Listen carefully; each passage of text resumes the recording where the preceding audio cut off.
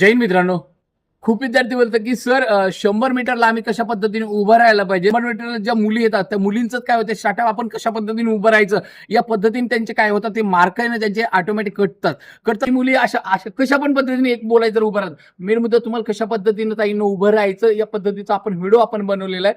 या पद्धतीने तुम्ही आता ह्या 3 मुलीला आपण 100 मीटरला काय करणार, पाठवणार आहे. बघा या पद्धतीने क्वेश्चन घेतल्यानंतर जो मागचा पाय केलेला काय आहे असा वरती केलं. पण मेन मुद्दा आहे माझं जे टार्गेट ते टार्गेट हे समोर आहे आणि टार्गेट समोर असल्यामुळे काय होतात, माझे 2 मार्क 100% प्लस मध्ये होतात. मग रेडी, मी काय केलं, हा पाय समोर घेतला तर हा हात पुढे समोर घेतला. रेडी, मला पोझिशन मध्ये पळायचं आहे. रेडी गो.